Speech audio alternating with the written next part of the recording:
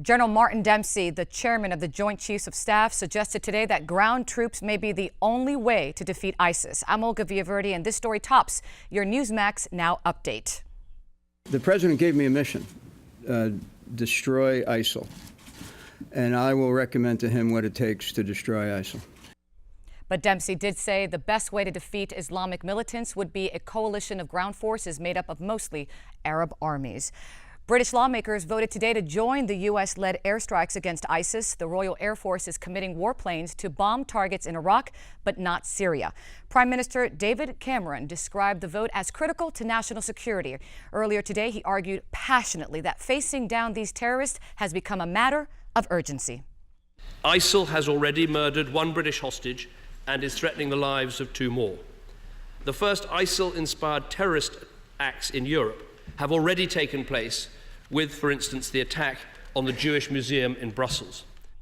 Denmark also announced today that it will join the battle against ISIS. The Danish government says it will deploy 7 F-16 fighter jets to bomb ISIS targets in Iraq. Belgium is also joining the coalition. New York officials beefed up security in the city's subway system today. This after Iraq's prime minister raised security concerns by mentioning a possible terror plot against metro systems somewhere in the U.S. New York City Mayor Bill de Blasio is being informed by the NYPD Intelligence Bureau. Has assessed the statements of the Iraqi prime minister and at this point finds no specific credible threat. This comes days after the governors of New York and New Jersey ordered heightened security around their state's transit systems. The White House also says it cannot confirm an ISIS plot against subways. The Democratic candidate for the U.S. Senate in Kentucky, Allison Grimes, continues to try and distance herself from President Obama. You may have seen her in this campaign ad. She's playing up her support of Second Amendment rights and says she disagrees with the president on gun control. And now Grimes is defending her stance on guns.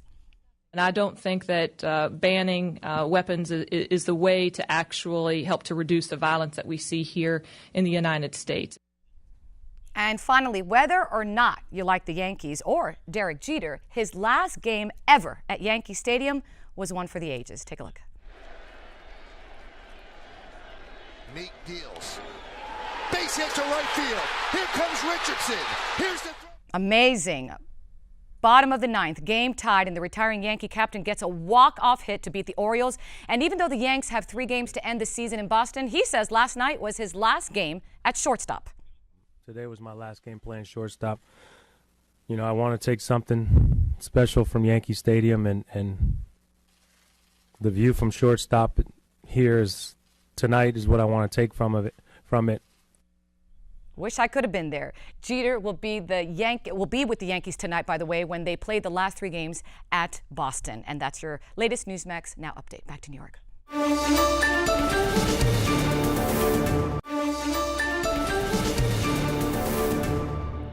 General Martin Dempsey suggests today that U.S. boots on the ground may be necessary to end ISIS. I'm Olga Villaverde, and this story tops your Newsmax Now update. The general also says a coalition of ground troops from Arab nations will be the best way to defeat ISIS. The former director of the CIA and CENTCOM commander said he believes Iraqi troops should take the lead. Also, the United Kingdom and Belgium have teamed up with the U.S. in airstrikes against ISIS. Denmark says they will be sending 7 fighter jets to join the fight. Illegal immigrants are now welcome in the U.S. military. New rules will allow those without a visa to enlist in the armed forces if they came to the U.S. before the age of 16. And finally, New York Yankees captain Derek Jeter snagged the win last night in a walk-off hit at the bottom of the 9th inning. It was his final game at home in Yankee Stadium. There's still 3 more games left in the season. What an end. And that's your Newsmax Now update. Now back to New York.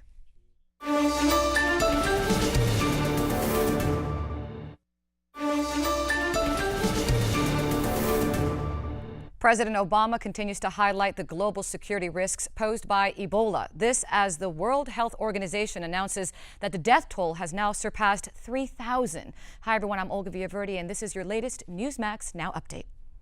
The United States has some capabilities that other nations don't have. We can mobilize the world in ways that other nations may not be able to. And that's what we're trying to do on Ebola.